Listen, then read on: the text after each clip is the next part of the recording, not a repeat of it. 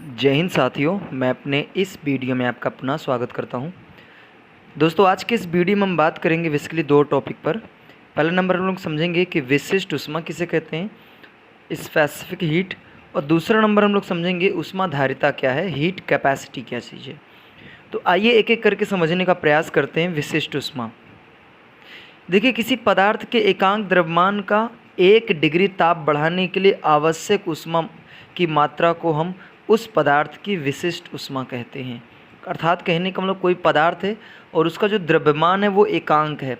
एकांक द्रव्यमान का तात्पर्य यहाँ ये है कि या तो वो पदार्थ है 1 ग्राम का हो सकता है, 1 किलोग्राम का हो सकता है, 1 पाव का हो सकता है, 1 धरा का हो सकता है, 1 क्विंटल का हो सकता है, 1 टन का हो सकता है। यानी कुछ भी, एकांक का मतलब 1 होना चाहिए और मात्रक कुछ भी हो, ग्राम, किलोग्राम, कुछ भी। तो किसी पदार्थ के एकांक द्रव्यमान का ताप, यानी कोई पदार्थ जिसका द्रव्यमान एकांक का मतलब मान लीजिए 1 किलोग्राम है, तो उसका 1 डिग्री ताप बढ़ाना। जैसे मान लीजिए अभी प्रेजेंट टाइम में वो 20 डिग्री सेल्सियस का है उसका टेम्परेचर, तो मुझे उसका टेम्परेचर 21 डिग्री सेल्सियस करना है। तो मुझे जितना उसमें हमें ऊष्मा की खपत करनी पड़ेगी, यानी जितने हमें ऊष्मा की आवश्यकता पड़ेगी, उसी ऊष्मा को हम लोग बोलेंगे विशिष्ट ऊष्मा। विशिष्ट ऊष्मा का जो मात्रक होता है वो होता है जूल अपॉन किलोग्राम केल्विन, या फिर आप बोल सकते हैं joule upon kilogram degree Celsius. विशिष्ट ऊष्मा को बेसिकली हम लोग सी से प्रदर्शित करते हैं, और इसको अगर बीम में लिखना चाहें तो लिख सकते हैं m के पावर 0 L स्क्वायर T के पावर -2 K के पावर -1। और अगर इसका सूत्र की बात करें तो सूत्र होता है C बराबर delta Q upon m into delta T, जहाँ पे डेल्टा क्यू का मतलब है ऊष्मा में परिवर्तन, m का मतलब है पदार्थ का द्रव्यमान, और डेल्टा टी का मतलब है ताप में परिवर्तन।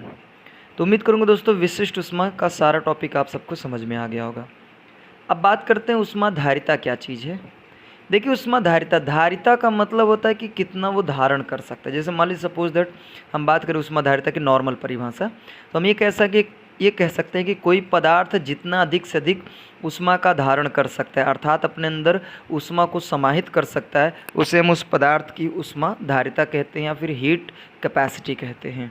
ये तो एक नॉर्मल परिभाषा थी। आइए देखते हैं किताब की परिभाषा क्या कहती है कि किसी वस्तु के संपूर्ण द्रव्यमान का ताप 1 डिग्री बढ़ाने के लिए आवश्यक ऊष्मा की मात्रा को हम उस पदार्थ की ऊष्माधारिता कहते हैं। देखिए, इससे पहले भी मैंने बात किया था विशिष्ट ऊष्मा। तो विशिष्ट ऊष्मा में बताया था कि एकांक द्रव्यमान, और यहाँ पे बोल रहा है कि संपूर्ण द्रव्यमान। अब संपूर्ण द्रव्यमान का मतलब यहाँ पे एकांक ना हो के कुछ भी हो सकता है, 5 किलोग्राम हो सकता है, 10 किलोग्राम हो सकता है, 20 किलोग्राम, यानी कुछ भी वजन हो उसका।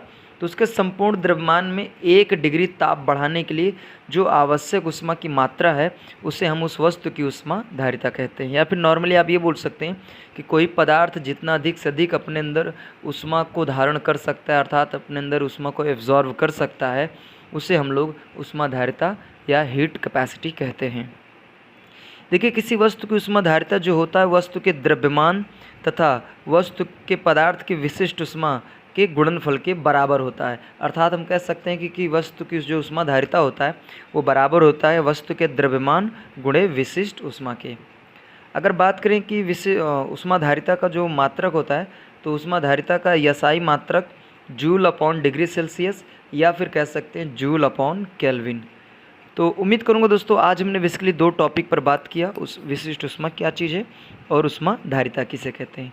तो उम्मीद करूंगा दोस्तों ये बात आपको समझ में आ गई होगी। इसी तरह हम लोग मिलेंगे आगे अब नेक्स्ट वीडियो में। तब तक के लिए जय हिंद, वंदे मातरम।